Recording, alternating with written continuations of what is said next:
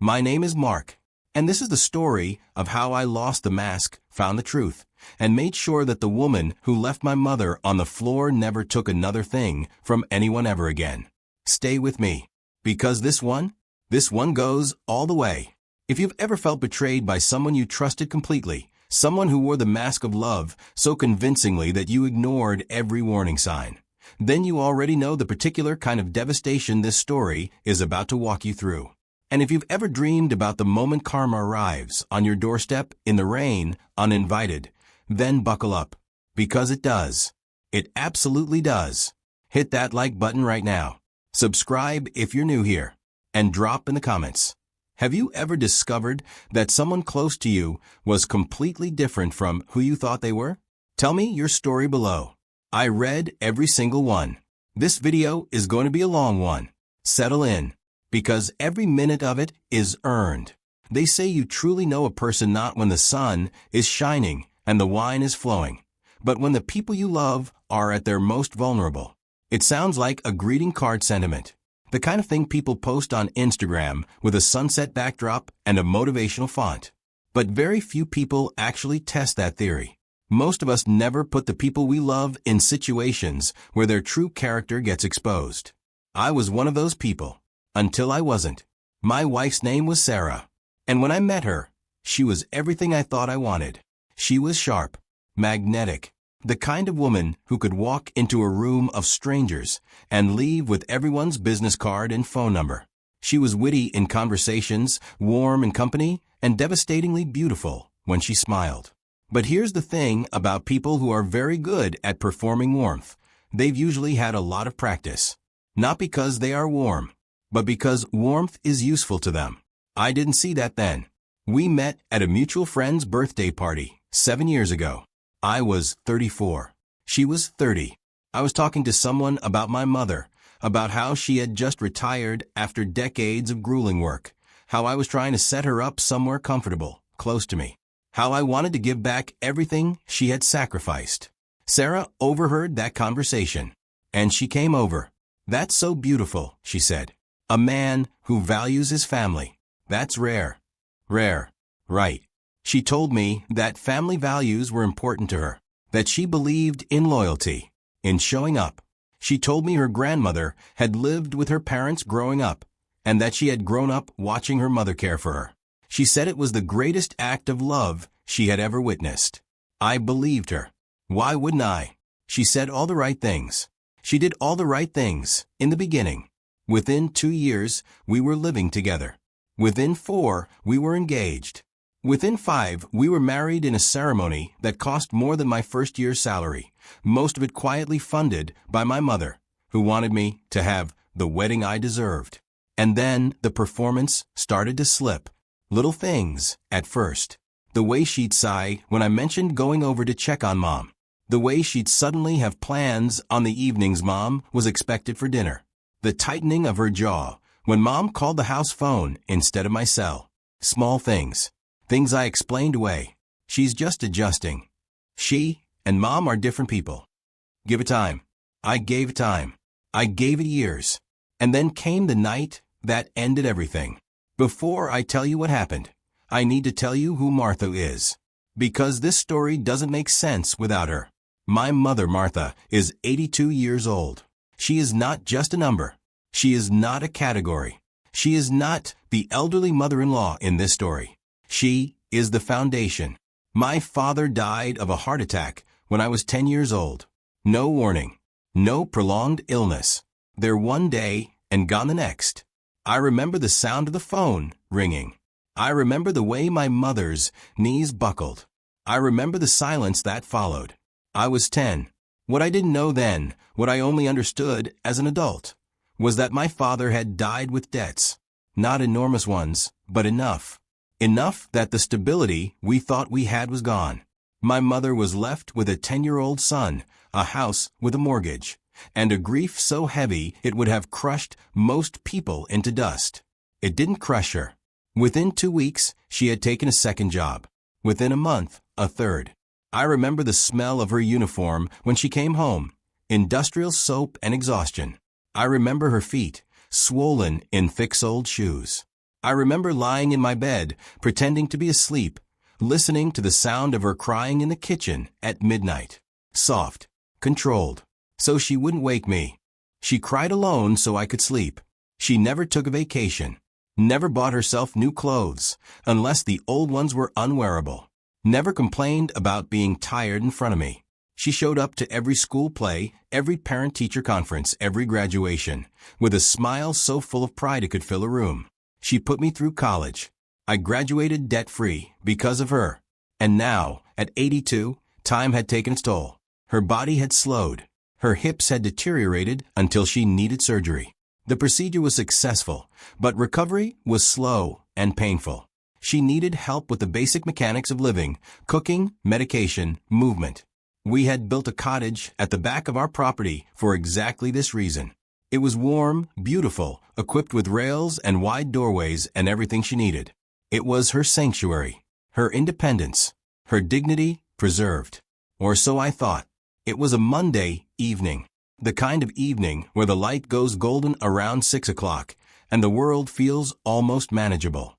I had just gotten a call from a client. Emergency. Their server architecture had collapsed, a crisis only I could fix, and they needed me on site. 24 hours. I could not delay. They were threatening legal action if the system wasn't restored. I hated the timing. I hated leaving, but I had no choice. I went to find Sarah. She was in the living room, draped across the velvet sofa like a luxury catalog spread. The television was on, something loud and forgettable. She wasn't watching it. She was scrolling Instagram. Her thumb moved in that hypnotic, endless rhythm. Swipe, swipe, swipe. The blue light from her phone caught her eyes and made them look hollow. I sat down on the edge of the coffee table between us. I needed her to see me, to actually look at me. Sarah, I said, I have to leave tomorrow morning. Just 24 hours. A client emergency. She didn't look up. I know we have the nurse during the day. She'll be there until 2. But I need someone to check on Mom in the evening. Just dinner at 6 and her night medications at 9. It's 20 minutes maximum. Sarah's thumb stopped. She looked up slowly, the way someone does when they've heard something mildly inconvenient and are calculating their response. I have a spa appointment in the morning, she said. Her voice was perfectly flat. And brunch at noon. We're trying that new place downtown. Sarah. I kept my voice even. This isn't a big ask. 20 minutes. She can't stand long enough to use the stove. She can't make it to the kitchen and back. The nurse will have everything set up. I just need you to. I'm not your servant, Mark. The flatness in her voice had hardened into something sharper. Your mother is a grown woman. If she's hungry, she can call delivery. If she needs her meds, they're right there. We set it up for a reason. My stomach dropped. She's on crutches, I said quietly. She can't walk to the door to take a delivery. She can't stand at the counter. Sarah, she had hip surgery 2 weeks ago. Then she should have thought about that before getting old. I want you to really sit with those words for a second. She should have thought about that before getting old. My 82-year-old mother, who worked herself to the bone for 30 years so her son could have a future, who funded the house we were sitting in, who had never once asked anything of this woman except to be treated like a human being. She should have thought about that before getting old. Sarah stood up. She tossed her phone onto the cushion. I'm not spending my day off playing nursemaid to someone who's just waiting to die. It's depressing. It brings down the vibe. She walked past me. Her shoulder hit mine, hard, deliberate. Then the bedroom door slammed.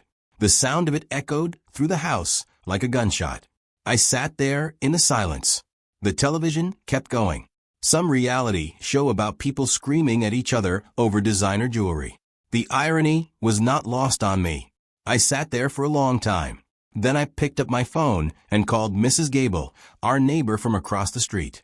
Mrs. Gable was 71, mobile but not without her own challenges. She agreed to check in as best she could. I'll knock on the window, Mark. Make sure the lights are on. Thank you, I said. Thank you. I left a note on the kitchen counter, handwritten, because I needed Sarah to hold it, to have it in her hands, to have no excuse. Please check on Mom. Dinner at 6. Meds at 9. I'll call you tomorrow. I packed my bag in silence. Sarah didn't come out of the bedroom. She didn't say goodbye. She didn't ask me to drive safely. She didn't acknowledge the note. I walked through the house and paused at the hallway that led to the back of the property, toward the cottage lights. I thought about going over. I thought about telling Mom goodnight. I didn't. She was probably already settled. I didn't want to disturb her routine. I drove to the airport with a knot in my chest that I told myself was just work stress. Just tension. Just the kind of thing that happens in long marriages when both people are tired. But somewhere underneath the excuses, in a place I wasn't ready to look yet, something darker was taking root. A cold understanding. The kind you push down because it's too heavy to carry and too frightening to name. I pushed it down. I got on the plane. I did not know that while I climbed to 30,000 feet, my mother was already beginning the longest night of her life. I know what Sarah did that day because of two things. Her Instagram story, which she posted publicly, with captions, while my mother shivered 50 yards from her hot stone massage table. And because my mother told me, later, with tears running down her face, let me walk you through it hour by hour, because it deserves to be seen. 10 a.m. Sarah is in a spa robe, holding a glass of cucumber water. The photo is warm and golden. The caption reads, Self-Care Sunday. You deserve it, Queen. She's getting a hot stone massage. Heated basalt stones pressed into her back, loosening her muscles, warming her from the inside out. In the cottage, the pilot light on my mother's furnace has gone out overnight. It's an old unit. It requires someone to kneel down and relight it manually. Mom tried. I know she tried because later I found scuff marks on the floor near the base of the unit where she had attempted to lower herself. She couldn't do it. The pain from the surgery was too severe. The cottage is getting colder by the hour. 12:30 p.m. Sarah posts a photo of a restaurant table. Mimosas. Avocado toast. Eggs Benedict with truffle. The caption, Girls' Day. 0 responsibilities. She is laughing. Her friends are laughing. They're talking about vacation destinations, about shoes, about how exhausting it is to manage households and husbands. They're complaining, I'm sure, about difficult mothers-in-law. I wonder sometimes if Sarah mentioned where she was not, if she told them she had an 82-year-old woman waiting for her at home. I wonder if they cheered. In the cottage, Mom has tried to get up. She's on her crutches, making her way toward the kitchen. She wants water. She wants something warm. She manages 3 steps before her post-surgical leg gives way entirely. She falls. She doesn't break anything, but she cannot get back up. She calls out, Mark? Sarah. No one comes. I'm in the air. Sarah's phone is on silent. Spa rules, she always said. 3 p.m. Sarah posts a shopping bag. Designer label. Caption, treat yourself. In the cottage, Mom has reached up to the coffee table and managed to pull her medical alert pendant. She presses the button. The call center reaches out. They call Sarah's cell. It goes to voicemail. They call mine. I'm landing, phone off. They call Mrs. Gable. Mrs. Gable comes. She can't lift Mom. She calls 911. But the ambulance hasn't arrived yet when Sarah comes home. 6 p.m. Sarah pulls into the driveway. She's warm, a little wine-flushed, tired in the pleasant way that comes from a day of luxury. She walks past the cottage. The lights are off. She doesn't think anything of it. She goes inside. She orders sushi. She eats it on the couch. Then her phone buzzes. It's Mom. She's managed to crawl to the landline in the cottage. Her hands are shaking so badly she almost drops the receiver. But she dials. And Sarah answers. My mother told me this moment later, word for word, because it was burned into her memory like a brand. Sarah, Mom said. Her voice was thin as paper. I've fallen. I'm cold. I need help. Please. There was a silence on the line. The kind of silence that tells you the other person is weighing options. Mom. Sarah's voice was tired. I just got home. I have a manicure appointment in the morning.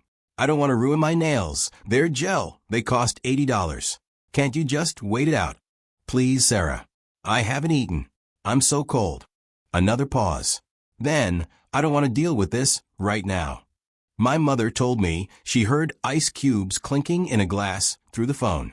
Sarah did come to the cottage door. Briefly, she opened it. She saw Mom on the floor. She said, "If you need water, there's a tap in the bathroom. You can crawl." Then she locked the cottage from the outside. She told my mother it was to keep the draft from the main house. Let me say that again. She locked the door from the outside, so the cold couldn't escape into her comfortable home. Then she went back to the couch, turned up the television, fell asleep in a warm bed under a down comforter, and my mother spent the night on the floor. She didn't sleep. She prayed. She prayed to God, and she prayed to the memory of my father, and she prayed to whatever force in the universe keeps fragile old bodies warm enough to survive one more night. She hadn't eaten in 20 hours. She hadn't had water in 12. Her kidneys were under stress. Her heart was working harder than it should. This was not neglect born of ignorance. Sarah knew. She had been told. She had been asked. She had seen her with her own eyes. On the floor, cold, helpless. And she chose her manicure. My flight landed 4 hours early. Server crisis resolved faster than expected. I didn't call Sarah. I thought I'd surprise her. Maybe bring her coffee. Maybe come home to find everything had been handled. Maybe I was wrong about her. Maybe I was catastrophizing. I drove home in the dark. It was just after 6 a.m. The world was still asleep. My breath made clouds in the freezing air. I went straight to the cottage, not the main house. Something in my gut pulled me there first. The way you feel a pull toward a place before your brain catches up with the reason. I unlocked the door. The air inside hit me like a physical thing. It wasn't just cold. It was the cold of an uninhabited space. The kind of cold that settles in when warmth has been absent for a long, long time. Mom. Silence. I turned on the light. Her armchair was empty. Her walker was tipped over in the hallway. The television was off. The room was perfectly still in the way that makes your heart seize. M-O-M. Then a sound. Small. Weak. A cough. From the kitchen. I ran. I didn't think. My feet moved before my mind could form a thought. I rounded the corner and I dropped. Literally dropped to my knees on that kitchen floor. There she was, curled on her side, her face the color of old ash, her lips a faint, terrible blue. One hand outstretched toward the medication bottle on the floor, 3 feet away from her fingers. 3 feet she couldn't cross. She had tried so hard. Mark. Her voice was barely sound. More breath than word. You're home. I'm here, Mom. I'm right here. I wrapped my coat around her. I lifted her, and she was so light. She felt like something made of paper and air. I carried her to the car. I turned the heater to maximum and held her hand while I drove. The ER doctors were controlled, professional, and furious. Hypothermia. Severe dehydration. Signs of prolonged exposure to cold. How long was she like this? Overnight, I said. My voice didn't sound like mine. Where was the caregiver? Where was her family? I stared at the fluorescent light above me. The fury that was rising in me was not the hot, explosive kind. It wasn't a scream. It was something colder and more permanent. It settled into me like molten metal cooling into a permanent shape. A shape that said, "This will not go unanswered." I thought about Sarah, sleeping in our warm bed, wrapped in her down comforter, her $80 gel manicure perfectly intact. And for the first time, I felt no love for her whatsoever. Only clarity. While my mother slept under warm hospital blankets, I sat in a plastic waiting room chair and allowed myself to think a thought I had been avoiding for years. Sarah didn't love me. She loved what I represented. She loved the house, the cars, the lifestyle, the allowance. She loved the version of me that was a steady, comfortable provider. She had calculated very early on that I was a worthwhile investment, and she had put in just enough of a performance to secure that investment. She thought I was a well-paid tech consultant who owned a house and drove nice cars. She thought our comfortable life was built on my salary. She had absolutely no idea about the Martha Legacy Trust. Here is what Sarah didn't know about the woman she left on the floor. My mother wasn't just a hard-working woman. She was a brilliant one. After my father died, Martha didn't just work 3 jobs. Between those jobs, in the stolen hours of her nights and weekends, she educated herself on investing. She was methodical, patient. She had bought tech stocks in the mid-'80s, before anyone outside of Silicon Valley understood what was coming. She had purchased land at prices that seem laughable now. She had diversified, compounded, reinvested, year after year, decade after decade, all while appearing to be nothing more than an exhausted working-class mother. By the time I was in college, she was a millionaire. By the time I graduated, it was several million. By the time she retired, the trust she had quietly built over 30 years was worth more than most people ever dream of. She kept it hidden, not out of deception, but out of wisdom. She had watched enough people in her life be changed by money, warped by it, corrupted by it. She wanted to be loved for who she was. She wanted me to be loved for who I was. She didn't want gold diggers or sycophants. She wanted a life built on something real. So when I got married, she helped, invisibly. She structured the finances through layers of corporate entities and trust accounts that, from the outside, looked like my successful career. The house was owned by the Martha Legacy Trust, under an LLC I managed. The cars were leased through a company account tied to the trust. The allowance I gave Sarah came from monthly distributions, not from any paycheck of mine. Sarah thought she was the queen of the castle. She didn't know she was a guest. She thought she had married a comfortable man and secured a comfortable future. She had no idea that the future she was so carefully protecting herself was owned entirely by the 82-year-old woman she had left on the floor. I called my attorney, David, from the hospital waiting room. He had managed my mother's estate for over 20 years. He knew every clause of every document. David, I said, I need to activate the morality clause. A pause. Mark, are you sure? That's a nuclear option. She left her on the floor, David. She locked her in. She refused her water. She let her freeze. The silence on the line was long and meaningful. Send me the evidence, David said finally. The morality clause protects all trust assets from marital division in cases of documented elder neglect or abuse. If the evidence holds, she is entitled to nothing. What about a prenup violation?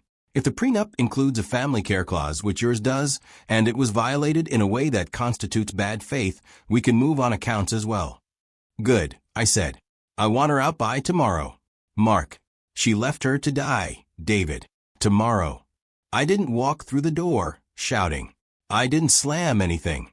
I didn't confront Sarah with tears and accusations. I had made a decision in that hospital waiting room, and the decision was this. She would not see it coming. She would feel safe right up until the moment the floor disappeared beneath her feet. I brought Mom home from the hospital the next day with a full-time private nurse. I told Sarah there had been a complication and Mom needed rest. I asked Sarah not to bother her. Sarah's face went through several calculations before landing on relief. Good, she said. Less disruption. That night, I sat across from her at dinner. She was sipping wine, a bottle I recognized as one of the nicer ones from the collection. She was wearing a new silk robe. She was the picture of contentment. So, I said, keeping my voice light. Easy. How was Mom while I was gone? Sarah didn't miss a beat. She set her glass down, crossed her legs, and said, with absolute composure, oh, she was fine. I spent a couple of hours with her. We had a lovely chat. She's a little dramatic about the pain, but you know how it is with older people. They need the attention. She looked me in the eye and said that, well, 2 days earlier, she had watched my mother on the floor of a freezing cottage and locked the door behind her. I smiled. It was not a warm smile. It was the smile of someone who has decided exactly what is going to happen next. That's wonderful to hear, I said. Actually, since you're so close with her and so invested in the family, I've been thinking about the finances. I want to consolidate some assets under the trust for tax purposes. There are some papers I need you to sign. Sarah's eyes lit up with the particular brightness that money produces in people who love it more than people. Are we finally putting the beach house in both our names? Something like that, I said. I'll have the paperwork delivered tomorrow. She went to bed humming. She thought she had won. While she slept, I sent David the nanny cam footage from the cottage, cameras I had installed months earlier, after Sarah had started complaining about Mom's cooking smell drifting through the garden. I had wanted a record. I had never dreamed the record would look like this. The footage was clear and damning. It showed everything. Sarah entering the cottage. Mom on the floor, asking for water. Sarah checking her nails. Sarah walking out. Mom sliding further toward the ground. The timestamp of the locked door. David reviewed it overnight. In the morning, he called me. It's enough, he said. Criminal neglect is on the table if you want it. But civilly, eviction is airtight. Prenup violation is proven. Trust assets are protected. Marital accounts can be cleared. She's entitled to her personal belongings from before the marriage. Nothing else. Do it all, I said. And change the locks at noon tomorrow. It was raining the day Sarah came home. A cold, relentless rain. The kind that finds the back of your collar and makes the world feel gray and mean. She pulled into the driveway with her car packed full of designer bags from a celebratory shopping trip she had taken in anticipation of the financial consolidation I had promised her. She stepped out humming, unbothered, triumphant in the way that people who think they've won always are. She walked to the front door. She typed the keypad code. Beep. Error. A small frown. She tried again. Beep. Error. She reached into her purse for her key. Inserted it. Turned it. Nothing. The lock didn't move. She tried again, harder. Nothing. The frown deepened. She pounded on the door with the flat of her palm. Mark, what's going on? The locks are broken. The door opened, but only part way. I stood in the threshold in a suit. Behind me, 2 security guards stood at a respectful distance, large, quiet, professional. In the hallway, within Sarah's line of sight, sat 2 suitcases. Everything she had owned before she married me. Her clothes, her toiletries, her personal documents. That was all. Sarah looked at me. She looked at the guards. Something flickered across her face. Not quite fear, but the cousin of it. Recalculation. Mark, she said carefully. What is this? Why are there guards? The locks aren't broken, I said. My voice was completely calm. They've been upgraded. I held out a thick manila folder. She snatched it from me with the impatience of someone used to getting what they want on their own terms. She opened it. Her eyes moved across the pages. Fast at first, then slower, as the words started landing. Eviction notice. Divorce filing. Restraining order. She laughed. It was a high, brittle sound that had nothing to do with amusement. You're evicting me? Mark, this is our house. I'm your wife. I'm entitled to half. You can't do this. No, Sarah, I said. I stepped slightly forward, close enough that she had to look directly at me. I wanted her to see my eyes clearly. This house is owned by the Martha Legacy Trust. You remember Martha? The woman who had to figure it out herself? The woman you left on the floor of a freezing cottage while you ate sushi and slept in our bed. The color left her face. That's not right. The deed has your name on it. The deed is in the trust's name. I'm the executor. And my mother, the beneficiary, has invoked the morality clause. She has determined that you represent a direct threat to her safety and her legacy. The trust's legal team agrees. You are not an owner, Sarah. You are a guest, and the guest has been asked to leave. You can't, her voice cracked. What about my money? What about our accounts? Joint accounts were cleared this morning. Since the funds originated from the trust, and since you violated the family care clause of our prenuptial agreement in a manner that constitutes documented bad faith, you are legally entitled to zero. As for the car, the sound of a diesel engine, a tow truck swinging slowly into the driveway, yellow lights flashing in the gray rain. Sarah spun around. That's my car. That's my car. It's leased under the company, I said, which is a subsidiary of the trust. It's being returned. You bastard. The word came out of her like something torn. She threw one of her designer bags at the door. It hit the frame and tumbled into the rain. I gave you 5 years. 5 years of my life. You gave me a performance for 5 years, I said. And then you dropped the curtain. You took my money. You took my peace. You took my time. And you tried to take my mother's life. Figure it out yourself, Sarah. Her own words. Back in her face, after all this time. The nearest bus stop is 2 miles from here. I'm sure a grown woman can manage that. After all, isn't that what you said? She's grown. She can figure it out. I nodded to the guards. They stepped forward, not touching her, just filling the doorway. Get out. She ran to the car as the tow truck driver finished hooking it up. She screamed at him. She grabbed at the door handle. He looked at her with the particular patience of someone who has seen this exact scene before.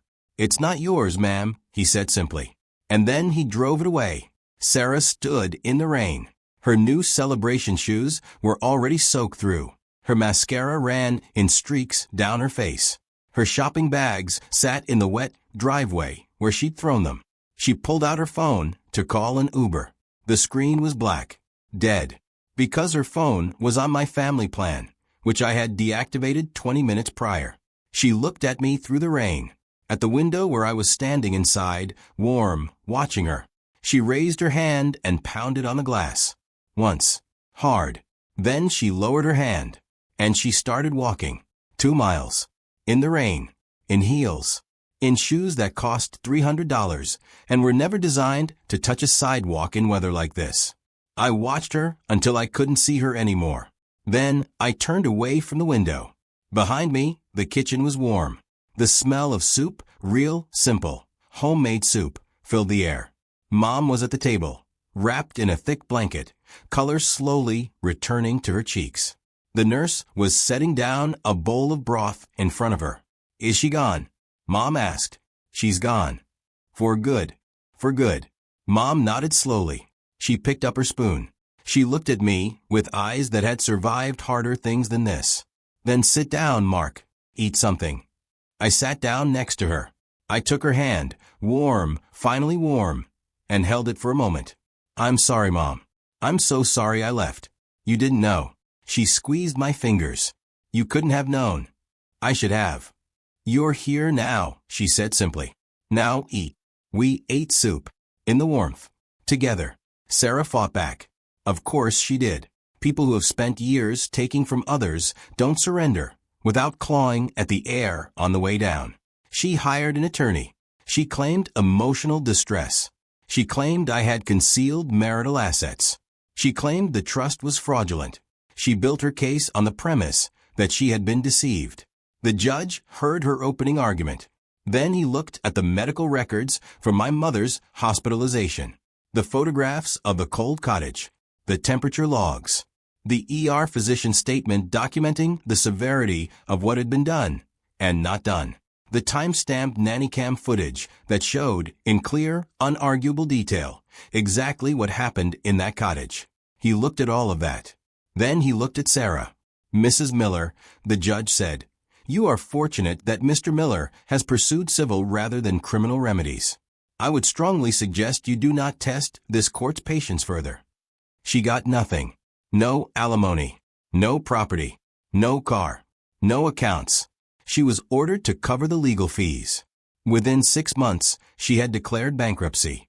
I heard through mutual acquaintances that she moved back in with her parents, a small apartment. Nothing like what she had become accustomed to. She got a job at a retail store, folding clothes, helping customers. Standing on her feet all day. I thought about that sometimes. About the particular poetry of it. The woman who couldn't be bothered to check on an elderly woman, too tired, she had said, now spending 8 hours a day on her feet, asking strangers if they needed help. Sometimes karma doesn't need to be orchestrated. It just needs room to operate. Months after the divorce was finalized, my phone lit up with an unknown number. I almost didn't read it, but something made me look. Mark, please. I have nowhere to go. I'm sorry. Just let me come home. I read it twice. I searched myself for something. Anger, pity, satisfaction, sadness. Some remnant of what I had once felt for this person. There was nothing. Just a quiet, settled emptiness. The feeling of a chapter that is so completely over it has stopped mattering. She was not the villain of my story anymore. She was barely a character. She was a lesson I had already learned and filed away. I deleted the message. I blocked the number. I set my phone face down on the desk. Outside the window, Mom was in the garden. She was moving slowly, leaning on her new cane, the one with the rubber grip she preferred. She was scattering seed for the birds. There was a whole assembly of them on the fence. Sparrows, a fat pigeon, something small and quick I couldn't identify. She was talking to them. She talks to the birds the way she used to talk to me when I was small, quietly, warmly, like they were all sharing a secret. She looked up, caught me watching her through the glass. She smiled. It's been over a year now. The cottage has been completely renovated. New heating system, the kind that cannot have a pilot light failure. Emergency call buttons in every room. Wider doorways. A proper ramp. Smart home controls on her phone for temperature, lighting, locks. She will never be cold again if I have anything to say about it. Mom is not running marathons. She never will be. But she is stable, and she is happy, and she is here.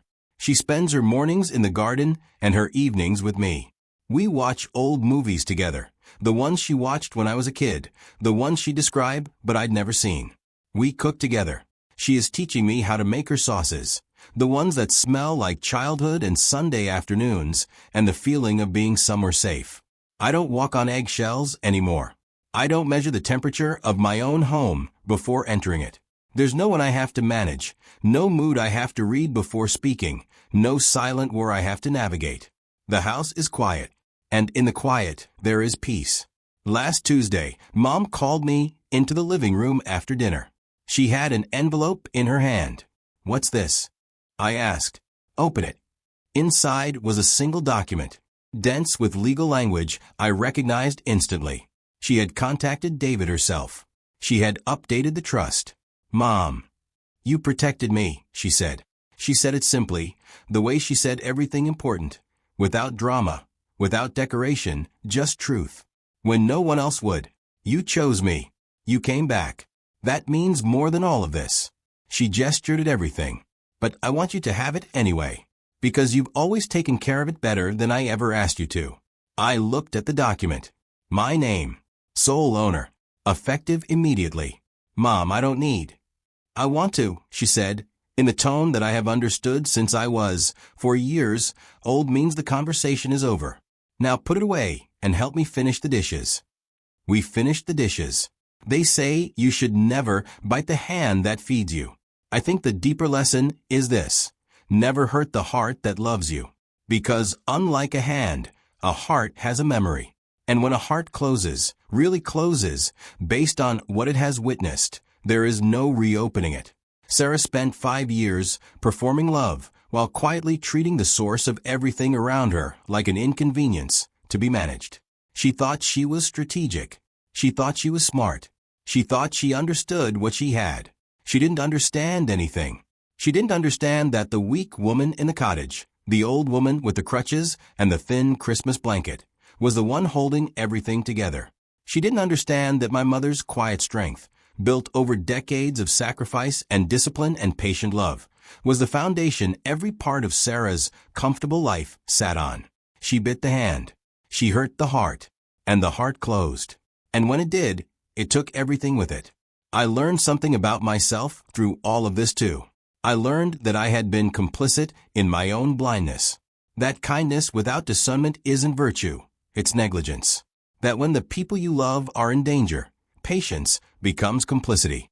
And that the most loving thing you can do, sometimes, is to stop being gentle and start being real. I also learned, and this one is important, that the most devastating form of justice isn't explosive.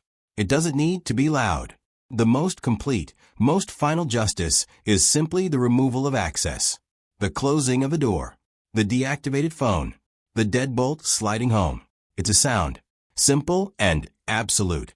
The sound of someone's true value being assessed, at last, accurately. This morning, I went out to the garden. Mom was already there. She was in her chair, face turned up toward the early sun, eyes closed. A cup of tea steaming on the small table beside her. The birds were doing their usual business on the fence. "Mom," I said. Lunch in an hour?" She opened one eye. Are you making it, or am I? I am. She considered this with visible skepticism. Fine, but don't touch my spice drawer. I never touch your spice drawer. You always touch my spice drawer. I laughed. She laughed. The birds scattered and resettled. I went inside. I put the kettle on. I stood at the kitchen window and looked out at the garden, at the cottage with its new roof and its warm lights, at the woman in the chair with her face in the sun, at the small, ordinary miracle of a life rebuilt around something real. The door closes. The lock clicks. We are home. We are safe. And that is everything. If this story hit you somewhere deep, if you've ever watched someone treat a vulnerable person like they were disposable and felt that cold, righteous fury rising in your chest, then you already know what this story is really about. It's not about money. It's not about revenge for its own sake. It's about the moment you stop making excuses for someone who has shown you exactly who they are.